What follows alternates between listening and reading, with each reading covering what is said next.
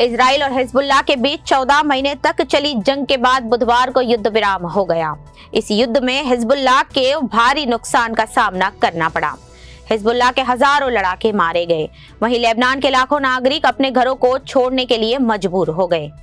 Israel पर 7 अक्टूबर को Hamas ने हमला किया था। इस हमले के बाद से इजराइल और हमास का युद्ध शुरू हो गया। हमास का साथ देने के लिए लेबनान का हिजबुल्लाह भी मैदान में उतारा। बुधवार को 14 महीने बाद इजराइल और हिजबुल्लाह के बीच युद्ध विराम हुआ है। इस युद्ध में हिजबुल्लाह और लेबनान को भयानक नुकसान हुआ। हिजबुल्लाह के लगभग 4000 लड़ाके मारे गए।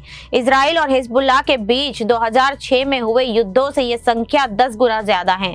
इनमें से ज्यादातर शव अभी भी युद्ध के मैदान में पड़े हैं। हिजबुल्लाह के सबसे ज्यादा लड़ाके सितंबर के बाद मारे गए। इजराइल को भी इसमें कम नुकसान नहीं हुआ। इजराइल के 75 सैनिक मारे गए। 45 इजरायली नागरिकों की तुलना में 700 से 1200 लेबनानी नागरिक मारे गए। हिजबुल्लाह ने इजराइल पर कितना हमला किया, इसके आंकड़े अलग ही हैं, जिनकी संख्या कुछ हजार रॉकेट से लेकर 10-15 हजार के बीच हो सकती है। यरूशलेम पोस्ट के मुताबिक 2500 ड्रोन से हिजबुल्लाह ने हमला किया।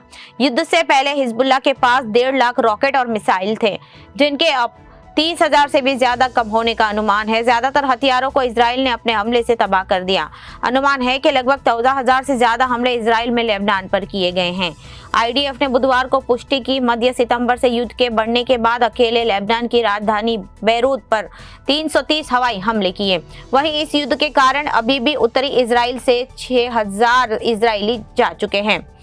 हिजबुल्लाह की ओर से 2874 नागरिकों को ढांचों को निशाना बना गया है, जिनमें ज्यादातर उत्तरी सीमा के पास है। लेकिन पिछले 2 महीनों में इजराइल के अंदर तक का हमला बढ़ गया था। 12 से 15 लाख लेबनानी नागरिकों ने युद्ध के कारण अपना इलाका छोड़ दिया।